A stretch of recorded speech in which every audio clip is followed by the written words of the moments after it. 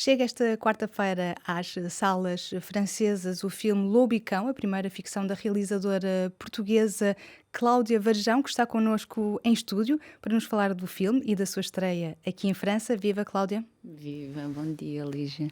Qual foi a emoção que marca o ponto de partida deste filme? Uma ótima pergunta, porque na verdade foi uma explosão de sentimentos, de emoções. Eu recordo-me dos primeiros dias, semanas que tive na ilha de São Miguel, onde o filme se passa e é rodado lá, e senti desde logo muita curiosidade pela vida, sobretudo dos mais jovens neste contexto insular, né? Como é que nós nos moldamos, nos descobrimos numa realidade que é, desde logo, limitada geograficamente. E depois é um território que é muito definido pelo contexto socioeconómico em que tu vives, onde tu cresces. Esta ideia de que, sendo pobre, cresces já com uns passos atrás de alguém que já nasce num contexto burguês e que existe também na ilha.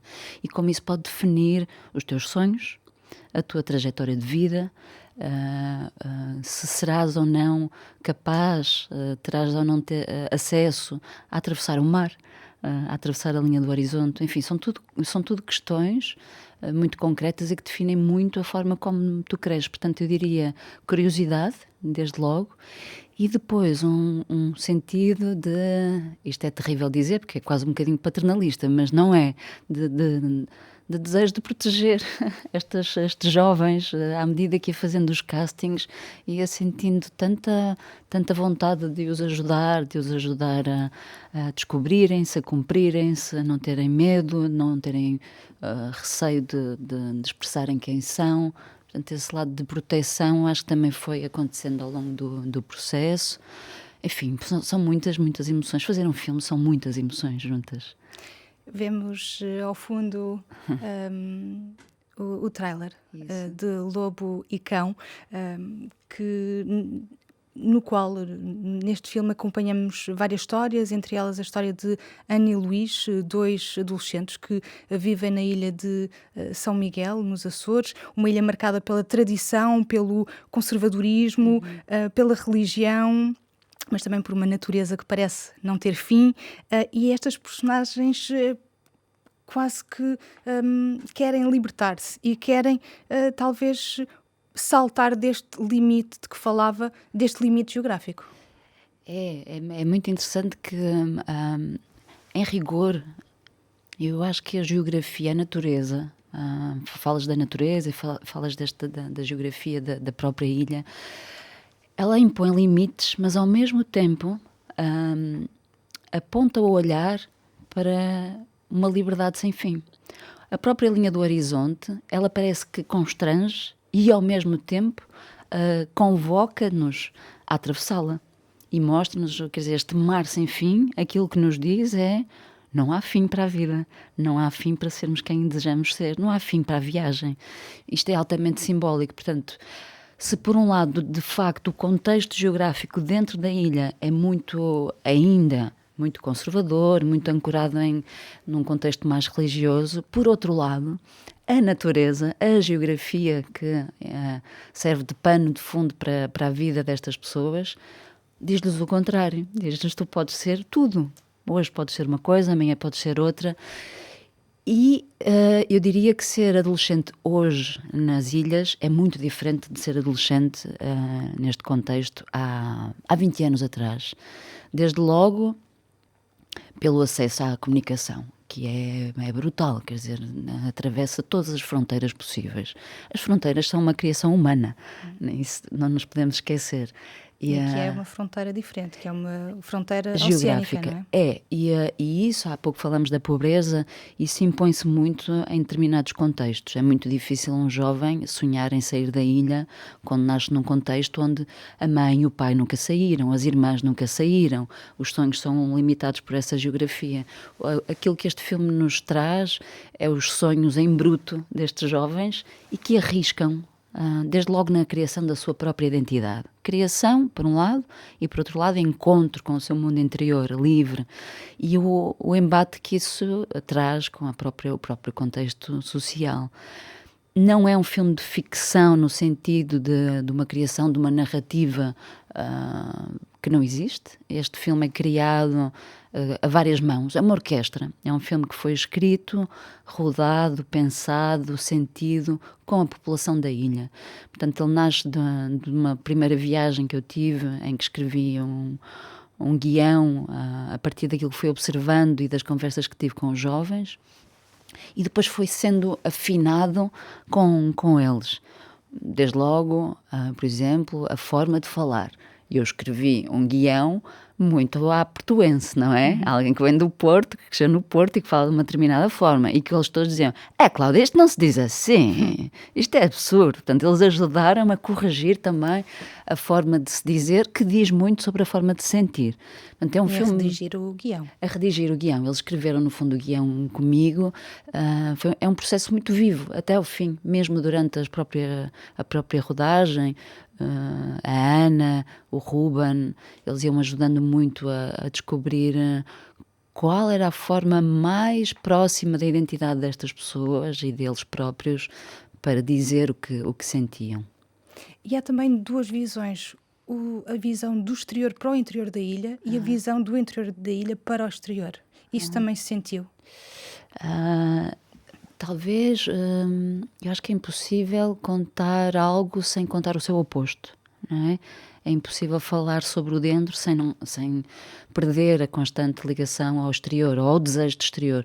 Como o contrário também se aplica. Talvez eu própria trouxesse esta ligação ao exterior, constante, estivesse sempre a puxá-los para o fora, de olharmos para fora.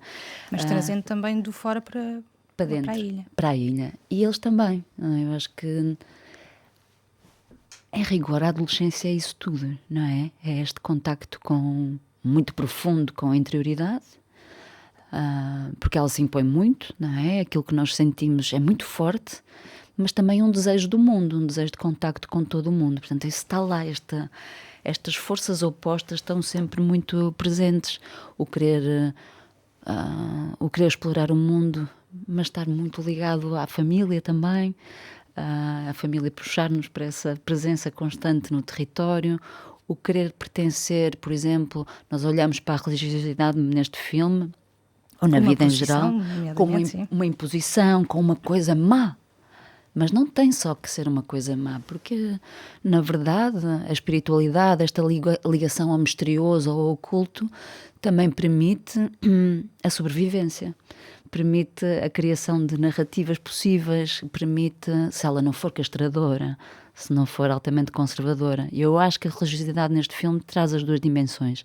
Ela não é só os momentos das procissões, em que vemos o embate da forma como eles se vestem com a população local. É também um momento em que, por exemplo, a Ana vai à igreja e fala com o padre e lhe diz é pecado querer. E o que o padre lhe diz, não, querer é bom. Querer é a vontade de Deus, portanto é o nosso desejo interior.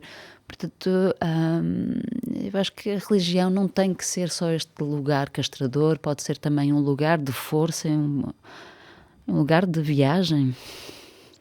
É uma viagem também este projeto que durou 5 anos, um ano dos quais a viver em São Miguel.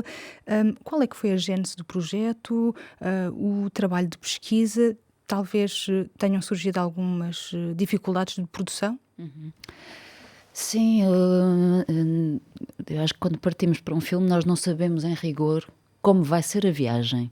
Temos, assim, a semelhança do que é viver numa ilha, a linha do horizonte lá ao fundo que gostávamos de atingir, mas parece que à medida que vamos avançando na direção da linha do horizonte ela se afasta, não é? Esta ilusão de que estamos a aproximar, mas ela se está sempre a afastar.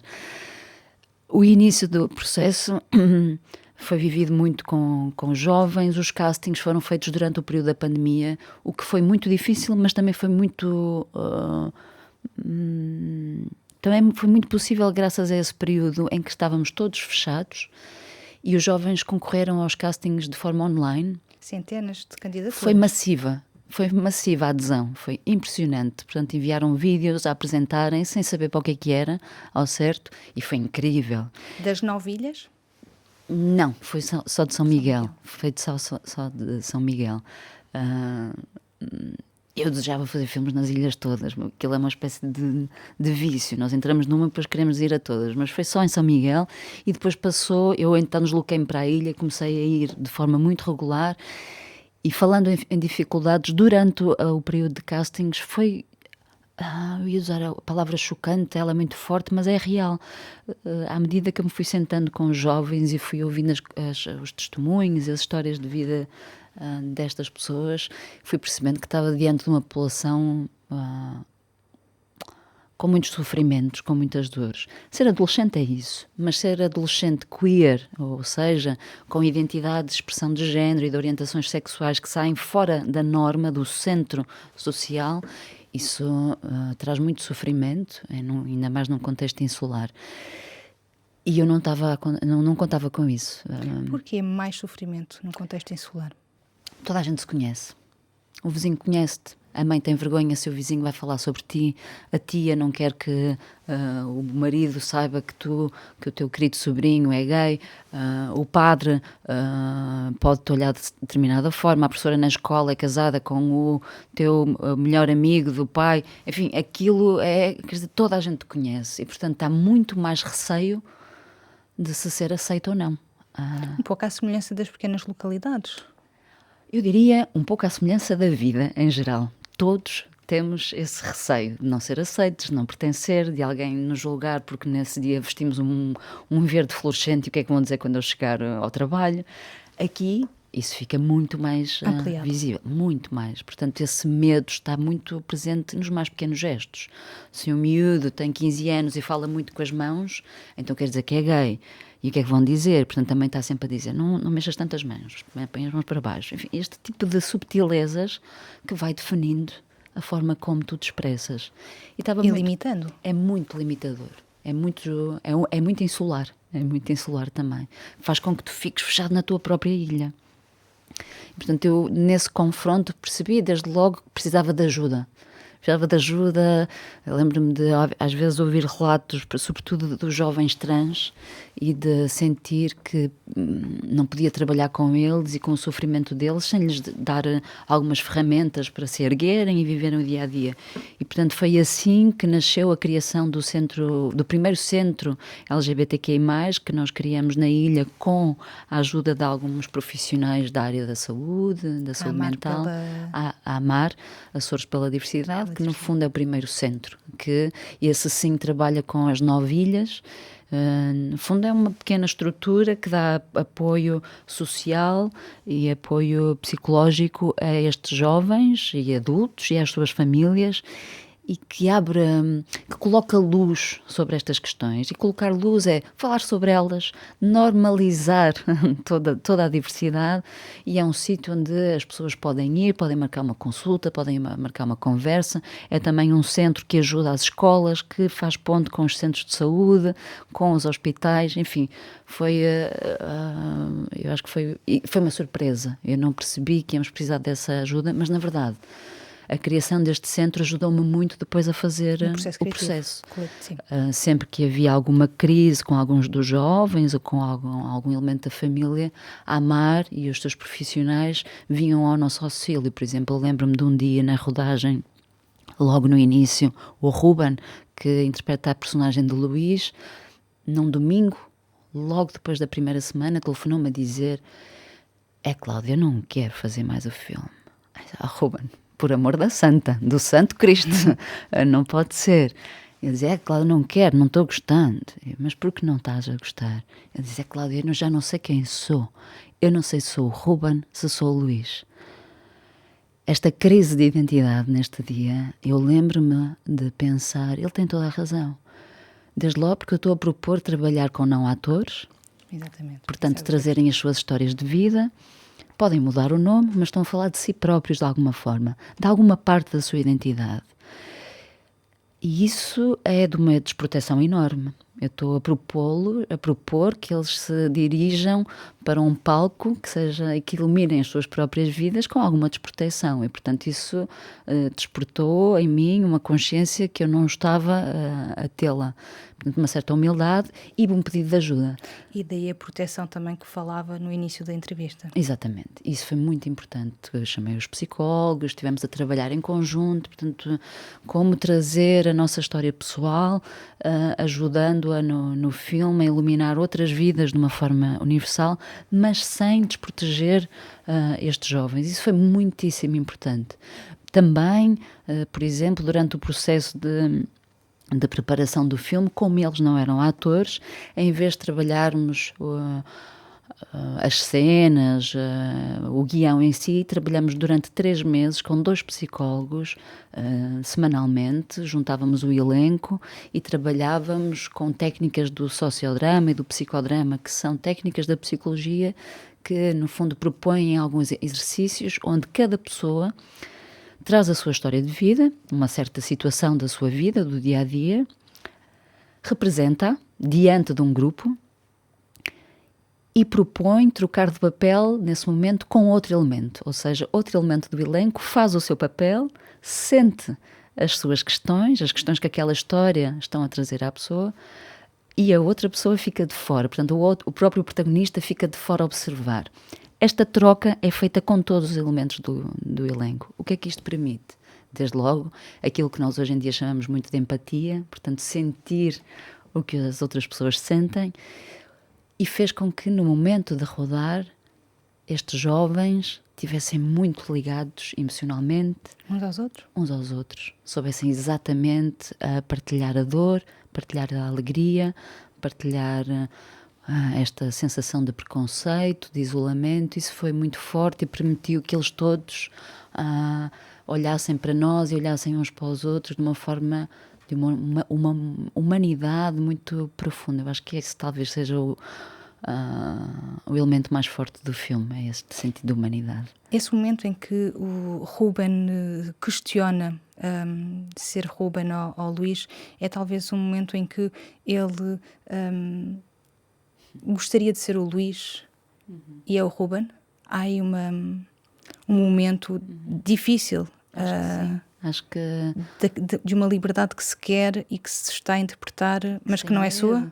Sim, eu acho que isto deve acontecer aos atores, de herdarem algumas coisas das personagens que vão interpretando, mas é um processo consciente e se calhar até vão buscá-las e ficam para a vida algumas coisas que podem dizer, isto foi a Madame Bovary que eu interpretei e que me ficou para sempre. Aqui não existe essa consciência, mas olha-se para a personagem às vezes com desejo, outras vezes não, isto não sou eu. É interessante que o Ruben, no final do processo, nós voltamos a ter uma sessão de sociodrama, uma sessão com os psicólogos, em que cada ator, nesta altura já com a consciência do que é ser ator, falava do que tinha ganho com cada personagem que tinha interpretado. E o Ruben falava do que o Luís lhe tinha trazido. E dessa consciência de eu escolho algumas coisas que o Luís tinha e que eu nunca tinha arriscado fazer ou ser. E isso via-se, por exemplo, na forma como o Ruben se vestia antes de rodar o filme e na forma como se vestia no final. Muito mais...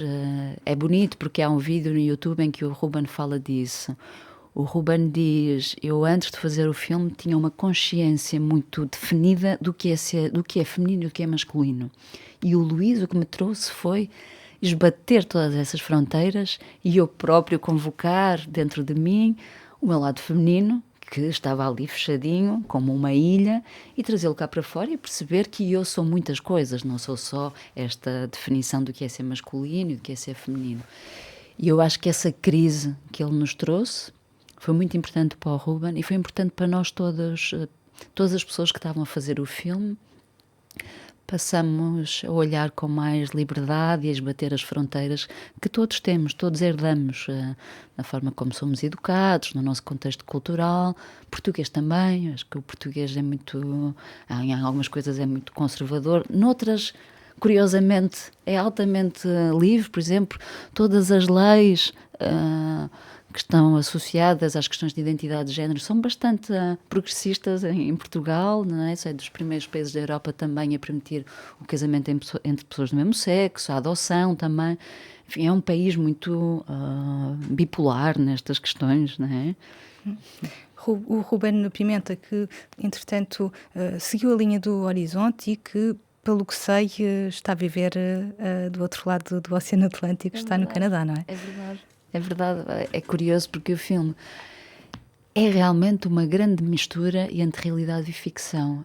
Há vários elementos que são ficcionados, são construídos com o elenco e com toda a equipa, e há outras questões da realidade que parece que contagiaram as próprias pessoas que faziam o filme. Uma delas é o Ruben, quando terminou o filme, com o dinheiro que recebeu, realmente optou por viajar, por atravessar a linha do horizonte, e está neste momento no Canadá, em Toronto, a trabalhar, e eu acho que esse desejo já estava no Ruben, de querer ir embora da ilha, mas talvez o filme tenha estimulado mais. É curioso porque em algumas sessões em que eu apresento o filme e acompanho o filme, há sempre alguém no público que diz: mas que triste as pessoas terem que sair dos seus contextos para se cumprirem.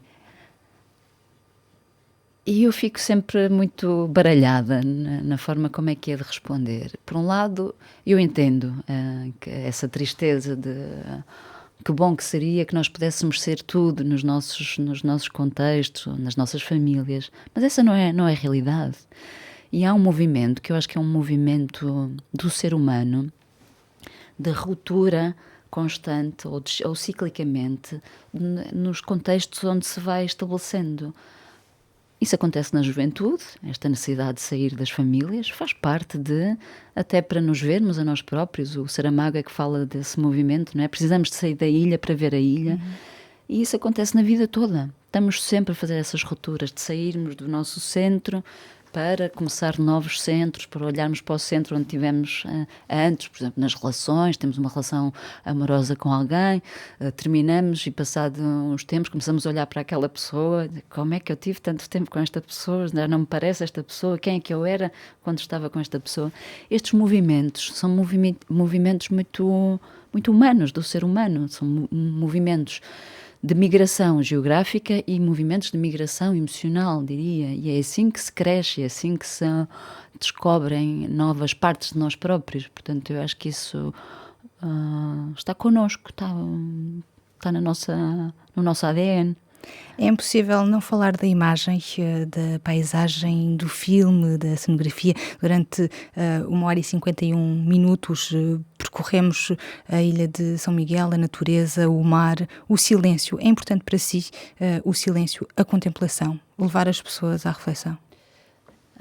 Sim, o silêncio sobretudo, mas é que o silêncio não é feito de silêncio. O silêncio, aquilo que nos permite é mais uma escuta dos nossos diálogos que não cessam internamente, não é? Quando há silêncio exterior, permite-nos mais a escuta de nós próprios. E este receio de não fazermos parte, não sermos aceitos, faz com que estejamos sempre em diálogo, sempre a criar ruído, sempre a falar, sempre a ocupar o espaço. O cinema, para mim, isto vale o que vale, o cinema para mim é uma sorte de entrarmos numa sala e durante um período de tempo podemos estar em silêncio, não estarmos a falar, estarmos a escutar, estarmos a observar, no fundo estamos a despertar todos os nossos sentidos durante este período de tempo, e esses sentidos permitem-nos conhecer. Este filme é um filme feito de aparentes silêncios, mas que estão em comunicação não só com a paisagem solar, a paisagem da natureza, mas também com esta paisagem humana, que é muito diversa, e que eu acho que comunica com a nossa própria diversidade. Eu acredito, ou interessa-me o cinema que nos permite, a nós enquanto público, porque eu também sou público, entrar em contacto connosco. O cinema que não nos impõe uma linha narrativa. Não é um filme onde aconteça nada extraordinário, em sentidos narrativos. Não podemos dizer, é um filme onde partimos do ponto A e no ponto B há uma transformação absoluta. Ela existe e é imensa, mas é subtil, pode ser subtil narrativamente. mas há uma mudança enorme nestas personagens, na Ana, no Luís, nas próprias famílias. Interior. Essa mudança eu acho que é sobretudo interior e que permite que nós possamos, cada um de nós, fazer a nossa viagem. É incrível, em cada sessão eu ouço leituras muito diversas do filme, e isso é que é maravilhoso, né? De perceber que um filme tão silencioso permite construções narrativas tão diversas. A forma como a Lígia vê o filme, com certeza é muito diferente da forma como eu o vejo. Desde logo porque o seu período de vida, a sua construção, o seu percurso é muito diferente do meu. Portanto, os símbolos vão ter leituras muito distintas. Essas leituras também que vão acontecer nos próximos dias, aqui nas salas francesas. Este filme estreia esta quarta-feira. É um novo passo na sua carreira? A distribuição e projeção do seu filme em França? Este é um filme que tem tido um percurso muito internacional. O cinema português, de festivais, e agora entramos numa fase de algumas estreias comerciais em alguns países. O cinema português tem vivido uma época nos últimos anos eu acho, de grande parceria, sobretudo com a Europa, de coproduções e, portanto, de estreias comerciais internacionais muito fortes, que permite que os filmes tenham uma vida muito para além do contexto português. E isso é ótimo. É ótimo justamente por isto que estávamos há pouco a falar. Cria novos diálogos, cria novas leituras, cria novos entendimentos, novas possibilidades, uma expansão da nossa cultura e é muito bom. E permite também que o cinema português, desde logo, tenha um folgo financeiro também, que antes não tinha, não é? Trabalhávamos com financiamentos portugueses que são mais limitados, e com as coproduções temos uma expansão, uma abertura, o próprio sonho também atravessa a linha do horizonte. É muito bom mostrar o filme aqui, fico expectante porque as leituras são distintas, claro, vão ser distintas, e é muito bom ouvir também esse retorno. Enfim, eu gosto muito de mostrar os filmes fora de Portugal, gosto muito de perceber como é impressionante que as nossas histórias particulares são sempre tão universais, que é uma coisa que não nos passa nunca pela cabeça, não é? Vivemos constantemente no nosso isolamento, no nosso cotidiano, e é a partir do momento que o partilhamos com o mundo, percebemos a dimensão universal das nossas emoções. É por isso que muitas vezes, isto é muito controverso dizer, eu às vezes acredito pouco no que é uma identidade cultural. O que é ser português? O que é ser francês? Porque se olharmos ao microscópio, somos realmente todos iguais. É claro que temos uma língua diferente, temos uma cozinha diferente, temos muitas vezes tradições, música, uma história diferente. História diferente, mas na lupa, no microscópio, não será assim tão diferente. Isso é muito bonito, a proximidade que o cinema permite. E eu acho que este é um filme que permite esse entendimento universal da humanidade. Recebeu o prémio principal da secção Dias dos Autores no Festival de Cinema de Veneza, pelas mãos da realizadora francesa Céline Sciamma. É, aliás, Céline Sciamma que vai apresentar ao seu lado o filme aqui em Paris. Qual é a importância de ter recebido este prémio pelas mãos desta realizadora?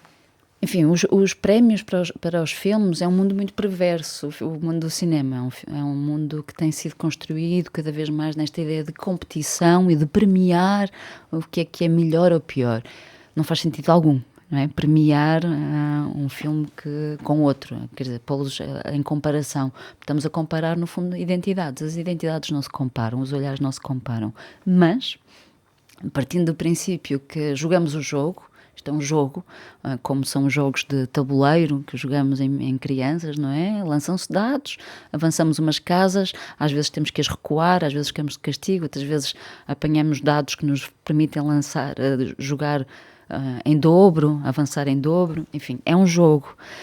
E, portanto, ser premiado neste jogo vale o que vale, às vezes permite, lá está, avançar e avançar acompanhado, avançar com mais distribuição noutros países. No caso da Céline Sciamma, é uma realizadora que eu já conhecia, que gostava de facto muito, gostava e gosto muito do olhar dela, do cinema que constrói, desde logo por ser mulher e precisarmos de olhares femininos. Mas foi muito bom ter esta companhia dela na validação também do meu trabalho. Portanto, é bom tê-la hoje também na estreia do filme cá, mas todas estas questões competitivas do cinema podem ser altamente perversas, sobretudo para quem está a começar. Para quem, por exemplo, sai das faculdades e quer começar a fazer filmes, é muito difícil furar e, portanto, é um meio que pode ser muito castigador, pode ser altamente hierárquico também e, portanto, dificultar os sonhos dos realizadores e realizadoras mais jovens. Portanto, eu às vezes tenho algum pudor em falar sobre isto, mas hoje em dia tenho alguma... há uma palavra no desporto, não é? Está-me a fugir a palavra, mas enfim, no fundo é ter capacidade de algum jogo de cintura para jogar o jogo. Já o jogo sem tanto receio, mas sei que é um contexto bastante perverso esta coisa das premiações. Mas, dito isto, estou muito contente de estar aqui, muito contente do filme ter estreado em Veneza, ter recebido o prémio e todos os reconhecimentos que tem recebido. É muito bom, porque é uma forma de o filme ser mais visto, ser mais falado e, portanto, abrir... desde logo, em Veneza, do elenco estar lá. Estes jovens terem saído da ilha para irem até Veneza, mostrarem o filme comigo, no final levantarem-se das suas cadeiras e serem aplaudidos por uma sala enorme de pessoas de todo o mundo. Isto pode ser um momento de vaidade ou pode ser um momento de validação da vida destas pessoas. Eu prefiro olhar para esta segunda possibilidade e de vê-los, recordo com muita emoção desse momento, no final da primeira projeção, deles todos abraçarem-se a chorar, e este choro era um choro de grande emoção, de está tudo bem connosco, afinal. Aqui toda a gente diz que está tudo bem e aplaudem-nos. Eu acho que isto é muito forte para a vida destas pessoas. É quase como quando um jogador como o Ronaldo sai da Ilha da Madeira e é reconhecido pelo mundo. Isto tem um impacto enorme nos madeirenses, na localidade, no sítio mais isolado. Ou quando um jovem vai parar a uma companhia de dança internacional e é altamente aclamado. Isto tem muita força no bairro onde ele cresceu. Portanto, eu acho que esses prémios são os prémios de validação de vidas. Isso é que é bonito. Esta quarta-feira saem 2 filmes portugueses aqui nas salas francesas. Alma Viva, de Cristelle Alves Meira, Lobicão, de Cláudia Varjão. São boas notícias para o cinema português. Eu acho que é ótimo e, sobretudo, no caso da Cristelle, também valida, isto é muito importante falar, valida gerações de portugueses que emigraram. A Cristelle é filha de imigrantes portugueses em França. Ainda me parece que são vidas, não é?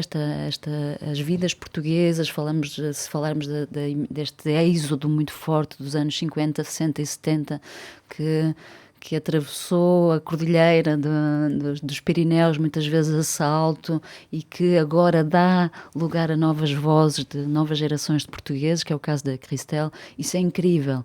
No fundo, é uma justiça poética aos portugueses pelo mundo, aos portugueses em França, que continuam a contribuir muito para a construção deste país, e parece-me que os portugueses são, e muito aqui em França, são ainda um povo silencioso, um povo obediente, um povo que constrói muito e que ainda é pouco escutado, tem pouca voz. Portanto, é muitíssimo bom que o cinema da Cristelle seja validado, independentemente de serem tipos de cinema próximos ou não, são realidades muito distintas de trabalhar, mas eu fico muito contente por ela e muito contente pelos portugueses em França por este filme. O convite para ir ver este filme está feito. Muito obrigada, Cláudia Varjão. Obrigada pelo convite para esta conversa, muito bom. Lobo e Cão, de Cláudia Varjão, chega esta quarta-feira aqui às salas francesas.